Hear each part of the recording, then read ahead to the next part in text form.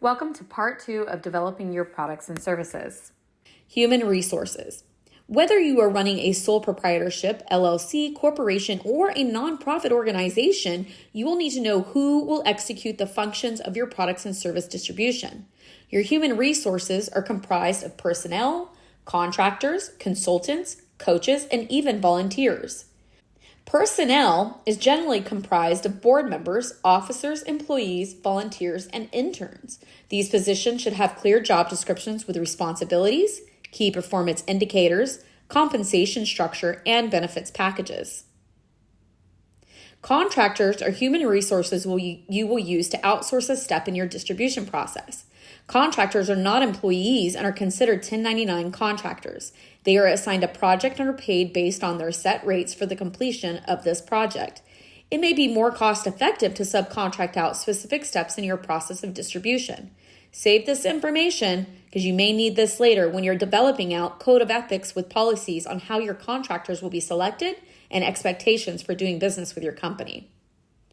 Consultants and coaches are experts with a specific genre that will help you to make the best decisions or outsource specific tasks within your organizations. Sometimes consultants are used to further your knowledge on a subject, assist with managing details that you are unable to perform, or simply help bring knowledge and awareness to your customers for services or products that you offer. Consider who will manage and execute each step in the delivery process. Give them a job title, name that will be consistent throughout the organization. You can learn more on this subject. Get to our tutorials on building your organizational chart and job descriptions. Materials and supplies. It's important to determine how you will secure the supplies and materials necessary to produce a product or service and send it out into the market. Cost of goods sold is the cost you incur only when a product or service is sold. As you reflect over your processes, identify any materials or supplies that you will need to acquire if you sell a product or service. Consider what it takes to build, manufacture, or produce a product or service to the consumer. You can also jot down the vendor or supplier name to help you reference or create a task list of vendor relationships you would like to develop. A task list will serve to work on putting your process into action. Your task list may include the vendor name and a goal to gather additional details, to start a partnership and/or to write a contract for a vendor or a supplier service. This task list should be written down on a separate list to complete outside of your business plan.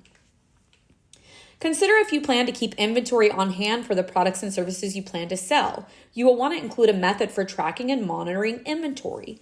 Inventory will have a shelf life and the value will decrease over time. Consider the length of time before inventory is sold and consider if having inventory on hand is the right process for your business. Inventory can be a liability and require initial financial investment. It can also be considered an asset as it holds value in the event of liquidation and shows up on the balance sheet. Overhead expenses are items that you must have to operate your business. That means you need to cover these costs to keep your doors open for business even if you do not sell a product or service. Consider the overhead types you will need to offer the best services to the consumer. Items like warehouse rent, utilities, phone services, and internet can be listed so that you know what overhead you may incur now or in the future that is necessary expenses to remain in business.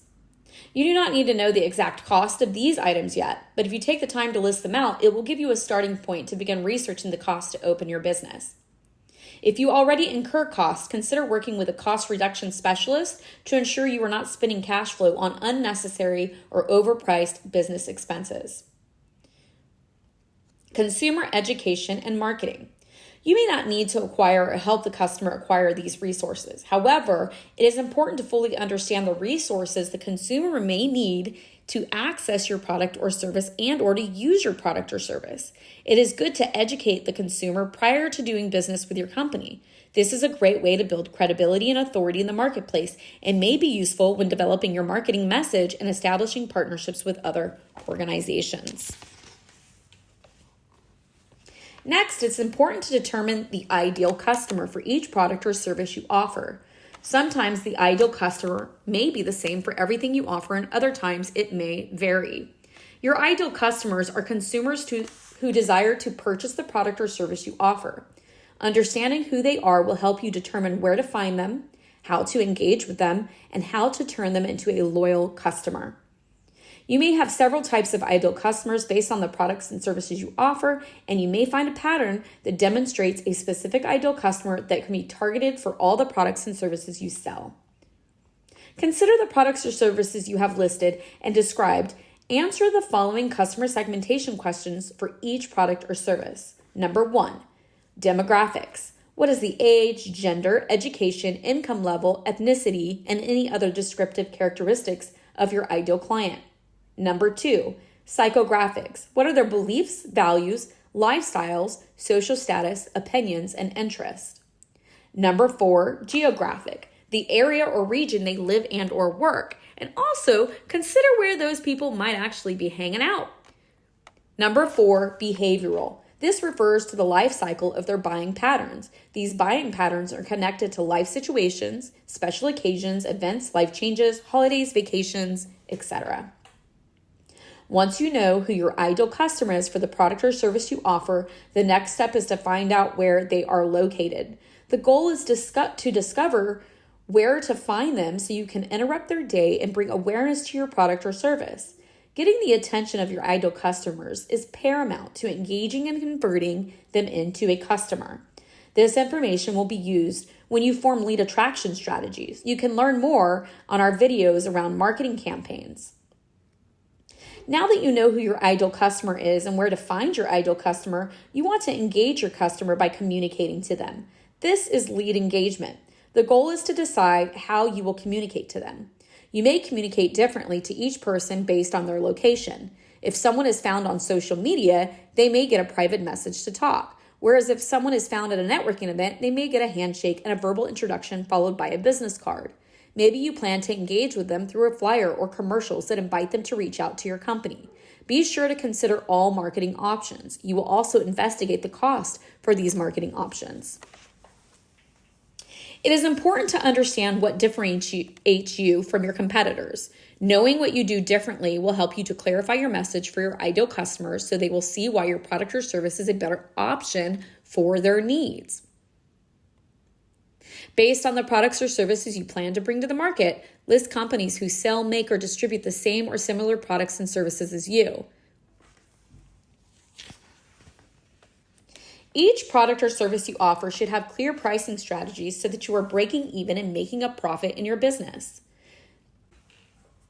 Things to consider when setting pricing strategies for your products and services.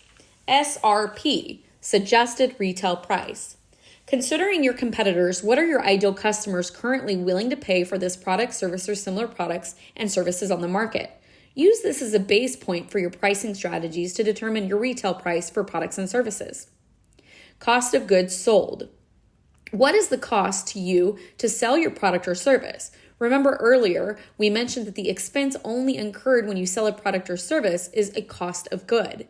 You must know the wholesale price of your products, services, or parts to determine the final retail price of your product or service. Sales commissions. Consider the commissions you may pay for someone to generate leads and sell your products and services. Sometimes you may not pay a commission. Other times you may pay to help generate the sales needed to earn revenue. If you plan to pay any commission based on the sale, be sure to include this expense when factoring in your retail price of your product or service. Profit margin. Look at the suggested retail price you have identified through the willingness of consumers to pay or what they are currently paying your competitors. Subtract your estimated cost of goods and your estimated cost of commission from the suggested retail price. The difference is your potential profit margin. Be sure to calculate this per unit. To calculate the profit margin and percentage per unit, take the difference in dollar amount and divide it by the suggested retail price. Then take that total number and multiply that by 100 to get your total profit margin and percentage per unit. This amount should equal 30% or more of the suggested retail price. If you are satisfied with the profit margin percentage, you can use the suggested retail price. If you are unsatisfied with the calculated profit margin, you will need to recalculate the adjustments needed to increase or decrease your final retail price.